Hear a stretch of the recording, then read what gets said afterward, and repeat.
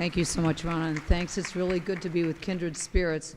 I can attest, as you probably can, to the fact that sometimes we'll find ourselves at random dinner parties and other places where we bring this kind of stuff up and we quickly become the outlier. So it's always good to be with people who get it.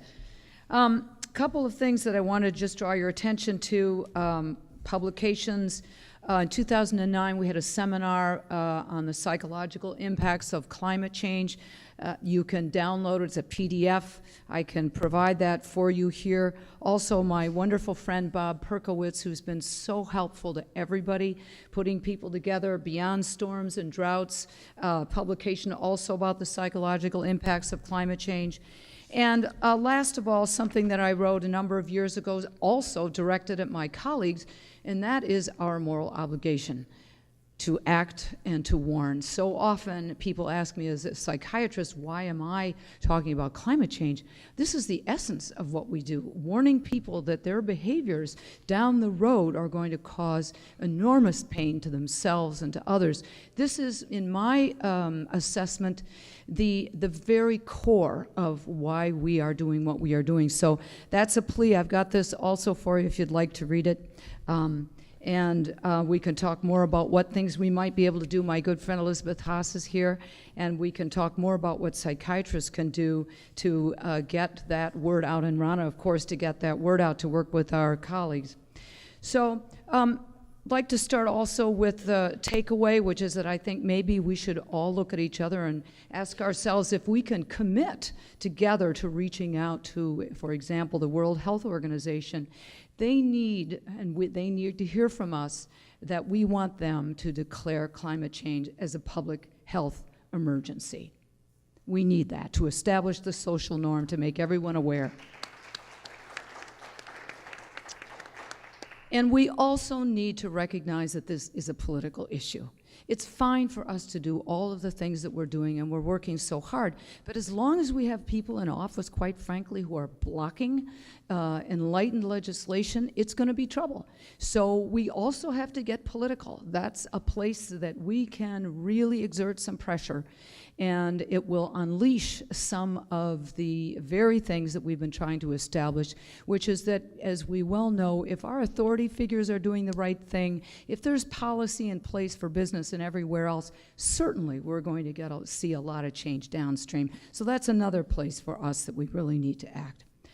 I'm going to put a fine point on some of the things that we were talking about earlier about violence and weather and national security. I want to point out that for each standard deviation of increased temperature and rainfall, there's a corresponding, well-documented now, 14% increase in conflict between groups and a 4% increase in conflict between individuals. This includes domestic violence, assaults, a rise in the murder rate, a rise in the number of suicides.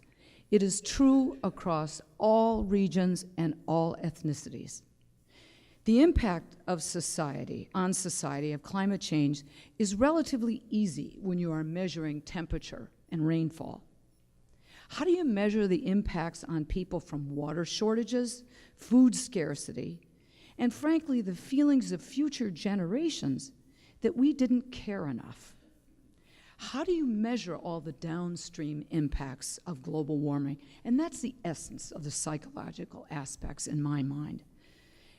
What does all of this have to do about how we feel about each other, about ourselves? Susan brought that up. We are already seeing water wars. You know about the fallout from the California drought, the distrust, the anger, the friction, neighbors telling on each other for their water usage, not that I'm against it, and the ensuing economic losses, job losses, farms going belly up. Texas and New Mexico are in litigation, can you believe it? Fighting over who gets what from the declining water of the Colorado and Rio Grande rivers. They're food wars. Each 1 degree temperature rise in temperature brings a 10% reduction in agricultural output and a corresponding rise in prices. In some places, this goes beyond a dent in the budget and eating less nutritious food. In some places, it actually unleashes where food costs can take up 80% of an income. It unleashes skirmishes, wars. In Egypt, for example, when wheat prices went up after the global market declined, went through the roof with wildfires in Russia, there were huge examples of civil unrest. So it is really frustrating when so-called experts say that money spent on fighting global warming should be spent fighting third world poverty instead. When natural disasters are no longer truly natural, as acts of God or nature, but tied to the actions of humans, putting events behind us is much more difficult. Harm from an intentional act is much harder to get over than something that happens accidentally. What we are doing right now is intentional. It's willful ignorance. Patients can spend a whole lifetime ground down in anger and paralysis, dealing with what their parents did or didn't do right. I hear about it every single day. What will future generations think? Our progeny will know that we knew harm was coming to them and that we failed to take the right action anyway?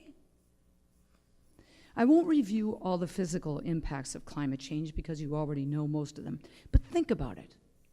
Every physical illness brings emotional pain. This suffering doesn't make it into the tally of the psychological impacts of climate change.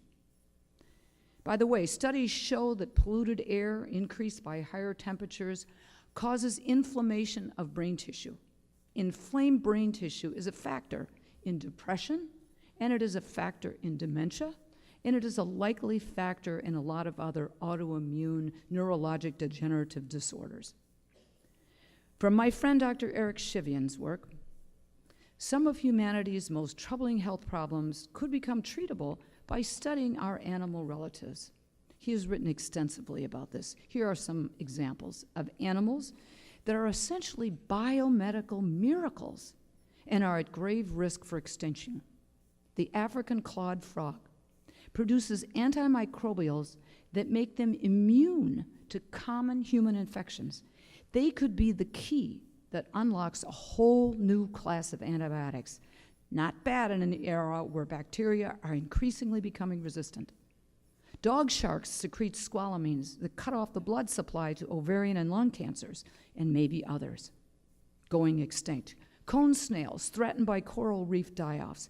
They secrete a substance that has 1,000 times the pain-killing capacity of morphine. They are already being used in the spinal fluid of people with intractable pain. This is my favorite. Salamanders. Cut off a limb, they grow a new one. Do you know that we have this capacity hidden somewhere in our DNA? But where? It has become a race against time to get this data before these species go extinct. The impacts of climate change are a breeding ground for psychopathology. The series Years of Living Dangerously featured cables from Syrian diplomats who predicted that the burgeoning drought from climate change would contribute to tribal tensions that did eventually lead to the now out-of-control violence in the Middle East. We're not potted plants out there being drowned, burned up, flooded, and starved, or watching it happen to others. In addition to the conditions mentioned by Susan, I will add a new one, and I know I suffer from it. It's pre-traumatic stress disorder is what I call it. We are modern-day Cassandras in the grip of unrelenting thoughts about future disasters that we know are most likely coming and that we understandably can't put out of our minds. And whether we know it or not, or whether we accept it or not, this is a nation already burdened by anxiety about climate change, and we will be in a growing state of fear, diminished productivity, distrust of each other, simmering conflict between haves and have-nots, callousness in our response to suffering, and an alienated citizenry, which I think scares me the most. These are the costs that will come rolling in that are not being added up. The mental health community is not prepared to handle this large-scale psychological affront to our psyches. As resources become scarcer, the competition for them will become fiercer. Fragile nations will be destabilized. Some will fail. They will look at our per capita emissions here in the US, our per capita, not collected, don't bring up China and India. When they do, ask ourselves, where will we be safe? How will we look in the eyes of the world as we ask ourselves to lead by example? Jihadists are already using global warming as a rallying cry against us. As a former CIA profiler, I don't have to imagine how quickly conditions can change. I fear gravely for our democratic way of life. In times of peril and scarcity, people turn to what they perceive as strong leaders to protect them. People are willing to give up their freedoms in exchange for perceived security. Heaven help us from the tyrants who may be unleashed upon us. Corporate interests and politics have been put ahead of our welfare. The mental health community is not doing enough to warn the public. Thank you.